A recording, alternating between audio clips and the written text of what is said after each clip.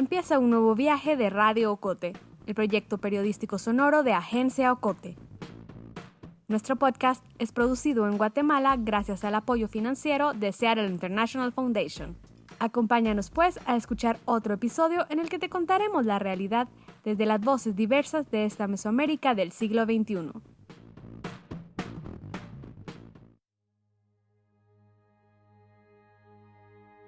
Más aún, en los últimos años, el hombre vive cada vez más, pero de todos modos la vida humana sigue siendo minúscula e insignificante.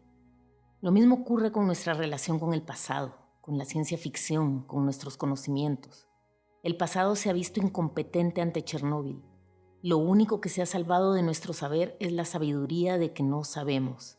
Se está produciendo una perestroika, una reestructuración de los sentimientos. Ahora, en lugar de las frases habituales de consuelo, el médico le dice a una mujer acerca de su marido moribundo: no se acerque a él, no puede besarlo, prohibido acariciarlo. Su marido ya no es un ser querido, sino un elemento que hay que desactivar. Ante eso, hasta Shakespeare se queda mudo. Como el gran Dante, acercarse o no, esta es la cuestión. Besar o no besar. Una de mis heroínas, embarazada en ese mismo momento, se acercaba y besaba a su marido y no lo abandonó hasta que le llegó la muerte. El precio que pagó por su acto fue perder la salud y la vida de su hija. Pero, ¿cómo elegir entre el amor y la muerte? ¿Entre el pasado y el ignorado presente? ¿Y quién se creerá con derecho a echar en cara a otras esposas y madres que no se quedaran junto a sus maridos e hijos? Junto a esos elementos radiactivos en su mundo se vio alterado incluso el amor, hasta la muerte. Ha cambiado todo, todo menos nosotros. En Chernóbil se recuerda ante todo la vida después de todo, los objetos sin el hombre, los paisajes sin el hombre. Un camino hacia la nada, unos cables hacia ninguna parte. Hasta te asalta la duda de si se trata del pasado o del futuro.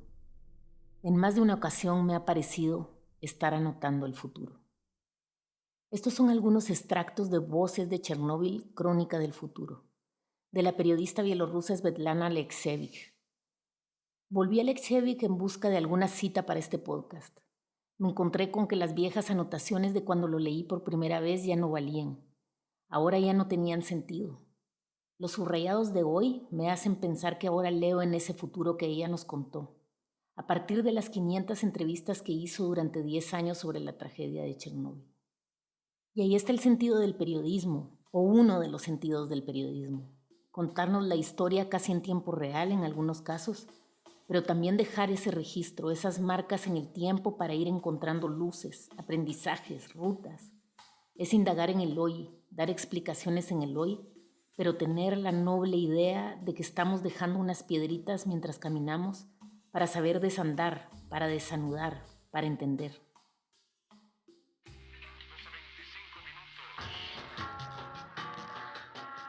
Ella es Alejandra Gutiérrez Valdizán, cofundadora y directora de Agencia Ocote, y su elección de referente del periodismo para este episodio es una clave para hablar sobre nuestro trabajo. Svetlana Alexievich, la Premio Nobel de Literatura de 2015. Y sí, dibujar y desdibujar la línea entre el periodismo y otros lenguajes es también un ejercicio esencial de nuestro tiempo, sobre todo desde nuestra región, en donde podríamos atrevernos a decir que el periodismo es el género más leído, publicado y traducido en o desde Centroamérica. Arriesgada afirmación, pero correremos el riesgo. Y es que el trabajo que hacemos nos pone a reflexionar sobre el bello arte de narrar, ese extraño ejercicio que empieza siempre con leer a alguien más, su vida, su realidad o para el caso su obra. Acercarnos con curiosidad legítima, con honestidad y con respeto a ver por igual el borde del abismo que la mirada del anciano. Así el periodismo y la literatura en su extraño baile, a veces de salón y otras veces duro y hasta el suelo, es el motivo de este podcast 30. Celebrar las palabras, celebrar el cruce de las miradas, celebrar que la poesía, el periodismo, las artes visuales, las ciencias sociales, algunas de las discusiones del pensamiento contemporáneo se han sentado a nuestra mesa de la redacción a construir un medio. Al inicio de Ocote hacíamos el chiste que no sabríamos si sería un medio o un libro de poesía, y ojalá la vida y el trabajo nos permitan decir pronto que ambos. Pero bien, lo dice el que jala agua para el molino de lo poético. Volvamos pues a las palabras de mi colega Alejandra para pensar un poco sobre lo que implica tratar de narrar desde esta región. Narrar desde esta región hacia afuera es el intento, fallido en muchos casos, de decirle al mundo que existimos. Centroamérica es un puente que se borra en los mapas. Existe el norte de América y existe el sur de América. No más. Es el ensayo perseverante de buscar explicaciones a este realismo mágico o al realismo trágico de estas tierras. Pero seguimos, y eso tal vez sea lo importante. Narrarnos a nosotros mismos en esta región es un poco como explicar el paseo en un laberinto. Tratar de buscar verdades y exponer las realidades que vivimos. A través del periodismo intentamos iluminar con una linterna, poner la grabadora a voces que nos expliquen los callejones sin salida, pero al mismo tiempo que nos ayuden a buscar las salidas. Narrarnos en esta región, me gusta imaginar, es una forma de retratarnos como sociedad con luces y sombras, y decirnos que todas las violencias, las desigualdades, el racismo y el machismo aplastantes no son normales. Es un constante decir, esto pasa, esto no es normal, algo debe cambiar. Algo debe de cambiar. Es un anhelo compartido desde muchas voces, desde muchas luchas y miradas. A ver, nacer y vivir en esta región es ser sobreviviente de algo, siempre, para empezar, del laberinto. Y el impulso ese de que algo cambie también nos llevó a reunirnos a crear este proyecto. Habíamos tenido una experiencia previa trabajando juntos un proyecto documental sobre Benedicto Lucas y pues periodista, poeta, artista visual y documentalista viajando juntos a hacer esta producción. Luego de esto y otros varios giros personales, decidir montar el proyecto, aunque haya sido en un momento bastante peculiar. En Guatemala hay una crisis de medios, hay una crisis económica, hay una crisis política, no importa cuándo escuches esto. Justo cuando Ocote iba a cumplir un año, en marzo de 2020, llegó la pandemia. Desde entonces no he dejado de preguntarme por nuestro rol, en nuestra responsabilidad y en cuál es el sentido de este medio y de hacer lo que hacemos. Levantar un proyecto periodístico nunca ha sido fácil, pero en este contexto es tal vez aún más complejo y requiere de un trabajo brutal. Aquí hablo de Ocote y de tantos proyectos periodísticos con similares características.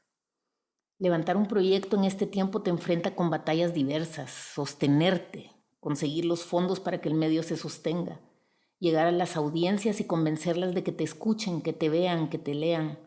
Escuchar cuáles son los temas que les importan y convencerlas de que hay temas que les deberían importar. Es otra lucha constante, el día a día, perseguir la calidad. Pero sabemos cómo es esta región, bella y terrible.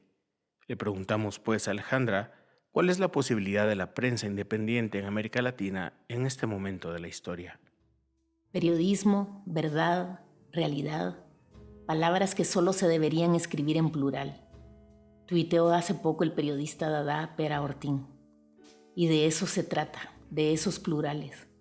Vemos transformaciones en los modelos de los medios de comunicación tradicionales y observamos casi mudas cómo se intercambia la información en estos días.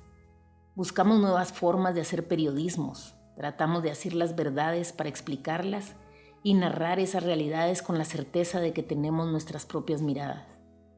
Las posibilidades de la prensa independiente o con mayores grados de independencia son enormes, pero también los retos son monumentales. Al final de eso se trata el periodismo, de la búsqueda permanente y de la pregunta constante. Nos enfrentamos también a la frustración de no tener la capacidad, en términos de tiempo y de número de periodistas, de equipo, de diseñadores, de fotógrafas, para cubrir todas las temáticas que creemos que es importante cubrir. De ahí la importancia de los trabajos colaborativos. Volvamos pues a conectar esta relación con nuestro tiempo, con nuestra historia, con las realidades y las palabras. Gabriel García Márquez, otro premio Nobel periodista, en su discurso de recepción del premio, también se refirió al arte de narrar desde esta región, al relato en el cual estamos inmersos. Antonio Pigafetta, un navegante florentino que acompañó a Magallanes en el primer viaje alrededor del mundo, escribió a su paso por nuestra América meridional una crónica rigurosa que sin embargo parece una aventura de la imaginación. Contó que había visto cerdos con el ombligo en el lomo y unos pájaros sin patas cuyas hembras empollaban las espaldas del macho y otros como alcatraces sin lengua cuyos picos parecían una cuchara. Contó que había visto un engendro animal con cabeza y orejas de mula, cuerpo de camello, patas de ciervo y relincho de caballo. Contó que al primer nativo que encontraron en la Patagonia le pusieron enfrente un espejo y que aquel gigante enardecido perdió el uso de la razón por el pavor de su propia imagen. Este libro breve y fascinante, en el cual ya se vislumbran los gérmenes de nuestras novelas de hoy, no es ni mucho menos el testimonio más asombroso de nuestra realidad de aquellos tiempos. Los cronistas de Indias nos legaron otros incontables. El Dorado, nuestro país ilusorio tan codiciado, figuró en mapas numerosos durante largos años, cambiando de lugar y de forma según la fantasía de los cartógrafos. En busca de las fuentes de la eterna juventud, el mítico Álvar Núñez Cabeza de Vaca exploró durante 8 años el norte de México en una expedición venática cuyos miembros se comieron a unos a otros y solo llegaron 5 de los 600 que la emprendieron.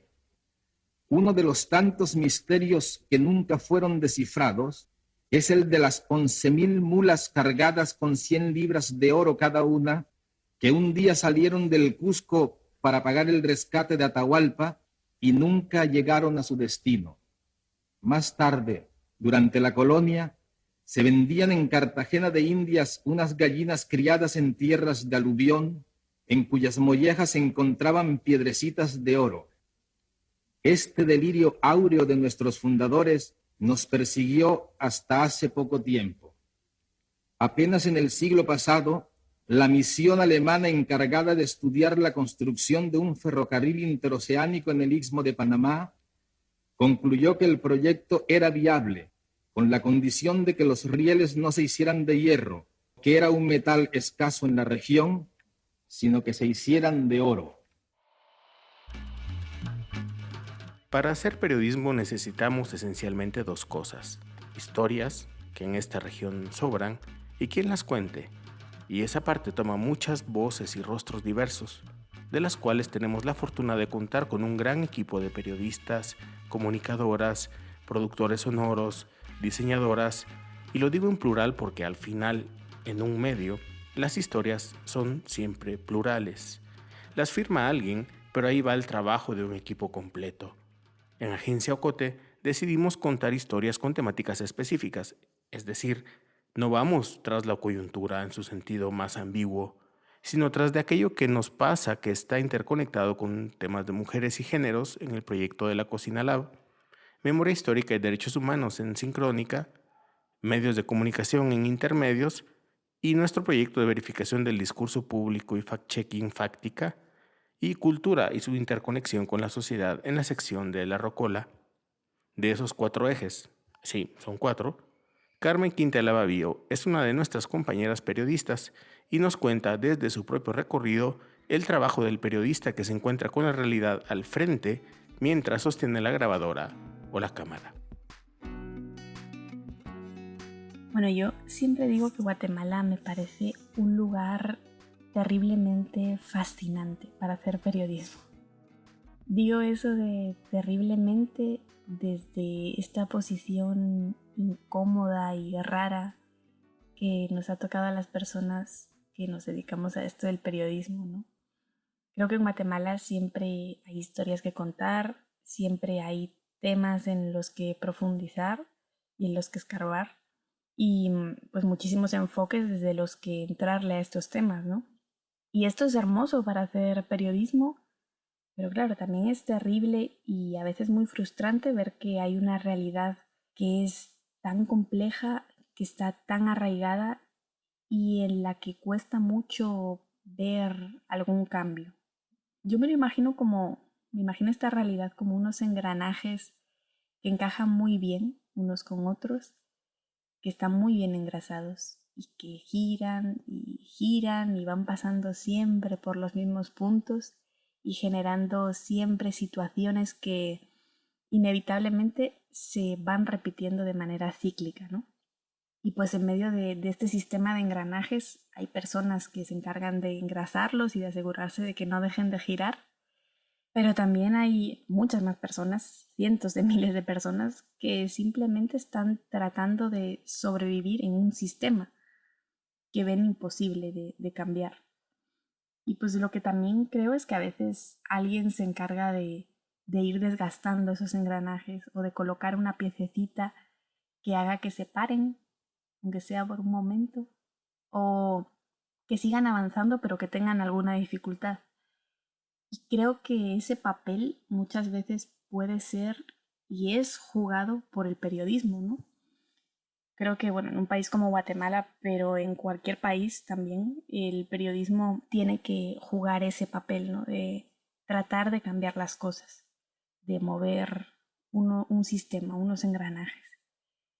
Y así como creo que el periodismo en Guatemala puede ser a veces muy frustrante, creo que sí ha logrado cambios interesantes en este país, ¿no? De todas formas, pues soy consciente de que mi visión siempre va a estar condicionada a mi posición de privilegio. Y esto es algo que no ha sido fácil terminar de aprender. De hecho, creo que todavía estoy en ese proceso. Pero yo me pongo a pensar, bueno, cuando llegué a Guatemala hace 7 años, yo estaba prácticamente recién salida de la universidad, estaba empezando a hacer periodismo y me encontré con las puertas abiertas a hacerlo en Guatemala. Me encontré con gente que quería que yo escribiera en un espacio, y gente que estaba dispuesta a enseñarme, fuentes que estaban dispuestas a darme información, a responder mis preguntas. Y a mí es algo que me parecía impresionante, que a una cría de 24 años que estaba empezando tuviera todas esas facilidades, cuando además venía de España, de un país que pasaba y sigue pasando por una crisis del periodismo bastante fuerte, igual que muchos otros países, y donde yo veía imposible dedicarme a esto en España. Y hoy, reflexionándolo, me pregunto si yo pensaría lo mismo, pues si en vez de ser Carmen Quintela, periodista de España, fuese pues una mujer pocomchí de Alta Verapaz, por ejemplo, o si en lugar de hacer periodismo en la capital estuviera en una aldea de Izabal o de Petén o de San Marcos, ¿no? Estoy segura que muy probablemente no me encontraría con esas puertas abiertas y no pensaría lo mismo que pensé cuando llegué a Guatemala. Y creo que es importante ser consciente de esos privilegios y asumirlos. Carmen Quintela es también la periodista responsable de La Cocina Lab y su trabajo se centra principalmente en leer la realidad de las mujeres. En Ocote ha tratado temas particularmente duros, los distintos rostros de la violencia de esta región, así que le preguntamos cómo mira ella la relación entre conocer esta realidad, los datos, hacer las investigaciones y pues si en medio de todo esto se puede imaginar soluciones. Bueno, yo creo que una de las cosas que a mí más me mueve a no querer dejar de hacer periodismo hoy por hoy es la idea de que lo que hago sirve para algo o podría servir para algo. Que, por ejemplo, puede servir para acercar una realidad que quizás sentimos lejana o para poner algo de luz sobre algo que está oculto o, pues, por ejemplo, para escuchar voces que de pronto alguien quiere callar. Y yo creo que al final el objetivo principal es intentar cambiar algo, lograr algún cambio estructural, ¿no? Mover algo en este sistema y conseguir pues que quizás se dejen de ver como normales situaciones que definitivamente no tendrían que ser la norma, ¿no? Pero bueno, yo lo que hago y lo que hacemos en Ocote para tratar de contar este tipo de historias es, para empezar, buscar a estas mujeres y a estas niñas, ¿no? Conocer quiénes son, pero también conocer quiénes son estas otras personas que abusan, que violan, que matan, también que cierran los ojos y que miran hacia otro lado, ¿no? Y conocer este sistema que permita que esto siga pasando y que siga pasando como si nada, ¿no? Y yo creo que esto se consigue dándole un rostro a la violencia, sí, pero también con datos. Yo creo que los datos son fundamentales para entender que la violencia no es puntual, no es accidental, sino que es algo sistémico. Es una situación que se repite, que hay unos patrones sociales aprendidos que pareciera que no interesa desaprender, y que esto está pasando en toda Guatemala, y no solo en Guatemala, que es que el sistema es mucho más grande, ¿no? Y esto se prueba con datos, y estos datos nos ayudan a documentar y analizar esta realidad y a entender la magnitud de los problemas. Y pues incluso si no hay datos, si las instituciones no generan estos datos, pues esta también es una información importante, ¿no? Con esto, ¿no? Entendiendo qué está pasando, entendiendo cómo funciona este sistema y deconstruyendo este sistema, yo creo que a partir de ahí ya podemos empezar a pensar en construir algo nuevo. Y yo todavía no tengo claro si el papel del periodismo es formar parte de esta construcción, dar estas soluciones, o al menos imaginar estas soluciones sin caer tampoco en un optimismo simple. Pero bueno, sí creo que el periodismo tiene que plantar una semilla que pueda generar algún tipo de cambio social. Y ese es el periodismo que a mí me interesa seguir haciendo.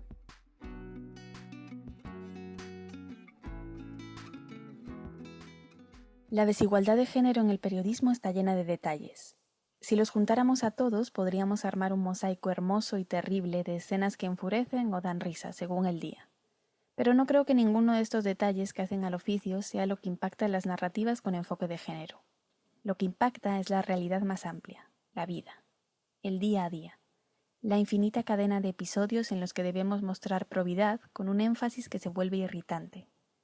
Cuando la vida cambie, cambiarán las narrativas. Josefina Licitra.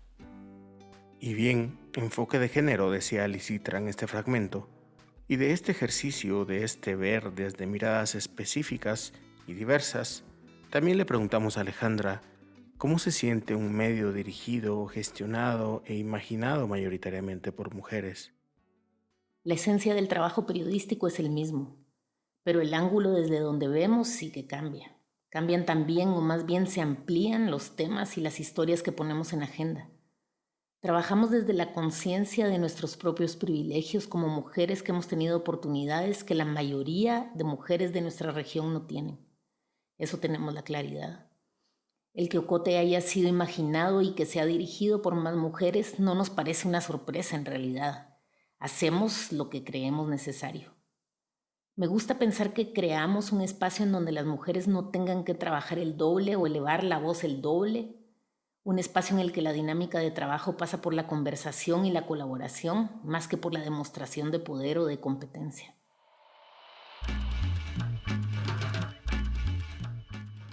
La independencia del dominio español no nos puso a salvo de la demencia.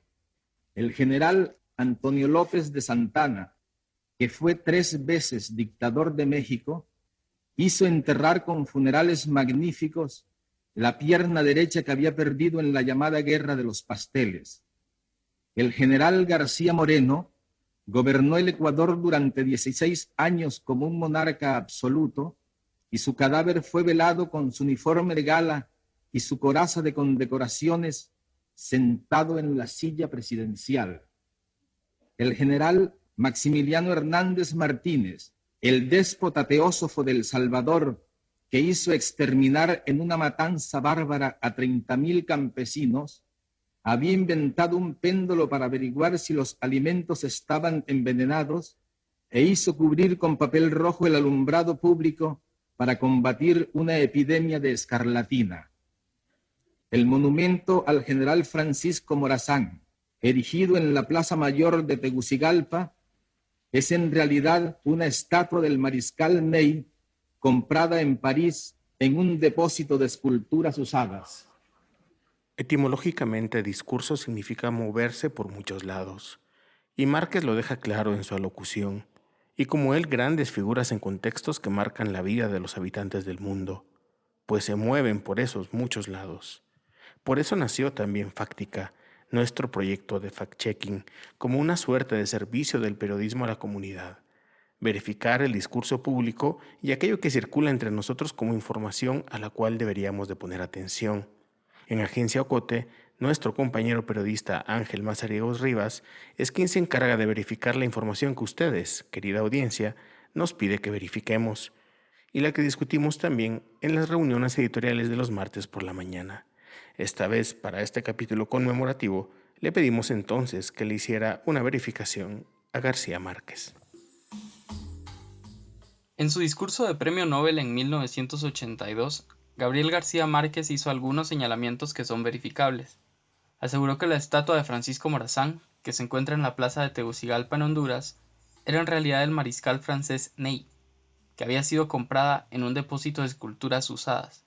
Y claro, como lo decía García Márquez en un discurso de Premio Nobel, el eco fue grande. El historiador Jorge Amaya, que es investigador de la Universidad Pedagógica Nacional Francisco Morazán y también docente de la Universidad Nacional Autónoma de Honduras, investigó el hilo de la declaración. Él asegura que el primer avistamiento registrado de esta frase está en Las Venas Abiertas de América Latina, de Eduardo Galeano, un libro publicado en la década de 1970. Galeano dice que los hondureños que habían viajado a París para contratar un escultor por encargo del gobierno se gastaron el dinero en parrandas y terminaron comprando una estatua del mariscal Ney en el mercado de las Pulgas. En su investigación, Amaya asegura que la estatua sí es de Morazán, demostrado por el diplomático Rafael Leiva Vivas, que encontró documentación que acredita a Leopold Maurice como el escultor contratado. Todo esto registrado en el Archivo Nacional de París. García Márquez también señaló al expresidente de El Salvador en su discurso del Nobel, el general Maximiliano Hernández Martínez, que para combatir una epidemia de escarlatina hizo forrar con papel rojo el alumbrado público. A esto hace alusión la argentina Rosalba Campra en su libro La identidad y la máscara, quien asegura que sucedió así en la década de 1930. Sin embargo, es un dato del cual no existe literatura suficiente para poder verificarlo. A simple vista, no sabemos si sucedió o no, pero sí sabemos que algo que dijo una personalidad como García Márquez pudo volverse referente aunque no estuviera verificado. Es parte importante del poder que puede tener la desinformación. Por casos como este, como el de Gabriel García Márquez, es que considero que verificar es una herramienta fundamental en el ejercicio riguroso y crítico que significa el periodismo. No solo es una base sólida en el manejo de la información, tener los datos que vas a trabajar verificados, sino que se logra develar los fundamentos, o la falta de ellos, que tienen las autoridades cuando tienen un papel relevante en el discurso público. Verificar es un ejercicio que fortalece la libertad de expresión, porque precisamente fiscaliza las declaraciones de aquellos personajes que tienen un papel protagónico y de poder. Es una manera de recordarles que deben ser responsables de lo que dicen. Como ejemplo, te nombro una verificación de fáctica al presidente actual de Guatemala, Alejandro Yamatei, que utilizó el ángulo de una gráfica de contagios en estos tiempos de pandemia para asegurar que el trabajo del gobierno estaba siendo exitoso. Sin embargo, los epidemiólogos que consultamos dijeron que era engañoso utilizar un argumento como este para asegurar que la contención del virus iba por buen camino.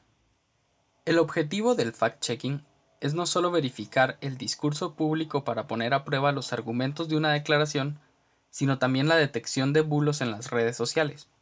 Vivimos tiempos en los que la desinformación circula más rápido que la verdad. Entonces, este ejercicio de auditoría requiere un método para cuestionar, ya sea una persona, organización o esa cuenta anónima en Twitter, sobre sus fundamentos para publicar determinada afirmación. Como primer paso, vamos a las fuentes que publican y hacen esa declaración que vamos a verificar. Luego consultamos a fuentes oficiales, también consultamos a fuentes alternativas y luego confirmamos o desmentimos la declaración. La idea no es ir detrás de una afirmación porque ya sabemos que es mentira y entonces vamos a desmentirla. En Fáctica no desmentimos, verificamos. Al terminar el proceso periodístico de consultar y contrastar, entonces calificamos si la afirmación es verdadera, falsa, engañosa, imprecisa o si no hay suficientes datos para poder verificarla. Ya en la publicación colocamos los enlaces de quién dijo algo, dónde lo dijo, en qué minuto de una entrevista, si fue así, y las declaraciones de las fuentes que confirman o refutan. La idea al publicar con este orden es que la persona que nos lee pueda seguir el mismo proceso que nosotros realizamos para elaborar la nota y alcanzar la misma conclusión. Y sí, pensamos todo esto como una forma de imaginar algún tipo de transformación y también de conectarnos como comunidad, de encontrarnos y que el periodismo sea también un servicio que informe, claro está, pero también que acompañe a la comunidad. Estoy convencida de que el periodismo es un servicio. El periodismo debe llenar los vacíos o al menos algunos vacíos de conocimiento que pueda tener la ciudadanía para que pueda tomar mejores decisiones. Dar las herramientas, la información, la reflexión, las opiniones, brindar alguna certeza sobre los hechos.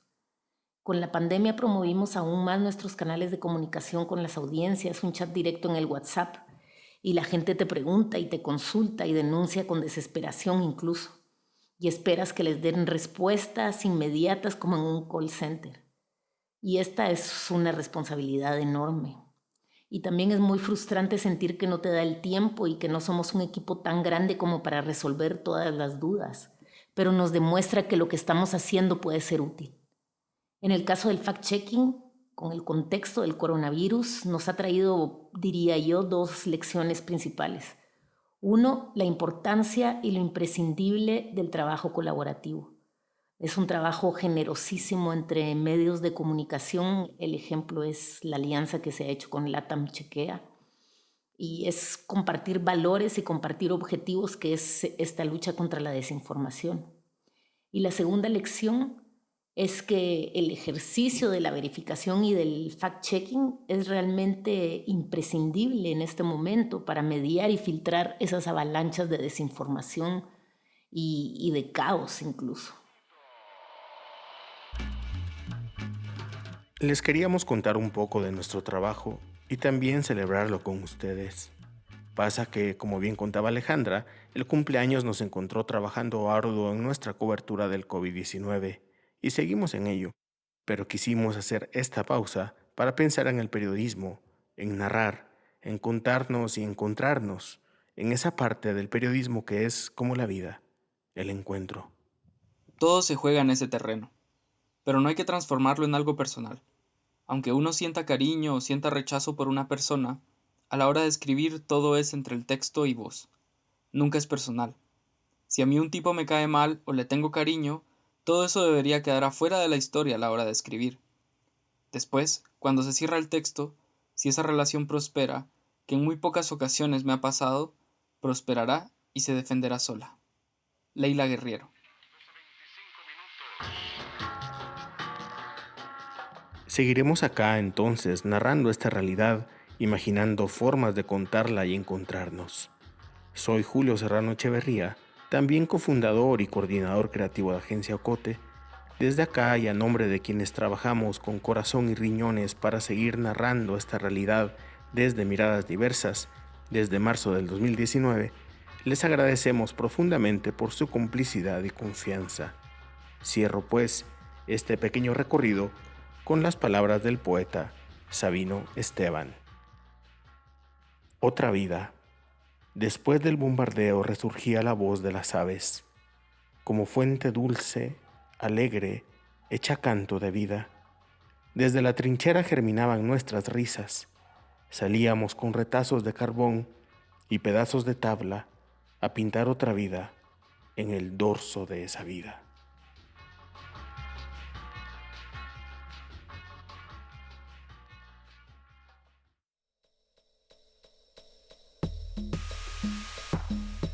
La historia de hoy finaliza aquí, pero aún nos quedan muchas voces por escuchar. Suscríbete a nuestro boletín y síguenos en las redes sociales. Experimenta nuestra página www.agenciaocote.com para otras historias en otros formatos. Radio Ocote es producido en Guatemala por el equipo de Agencia Ocote, con el apoyo financiero de Seattle International Foundation. Agencia Ocote trabaja con el aporte de fondos operativos de Servicios Ocote, Foundation for a Just Society, el Fondo Centroamericano de Mujeres FCAM, Oak Foundation y Planned Parenthood. Producción sonora, José Monterroso. Voz institucional, Lucía Reynoso Flores. Coordinación técnica y creativa, Julio Serrano Echeverría. Dirección y edición, Alejandra Gutiérrez Valdizán. Música original, Juan Carlos Barrios.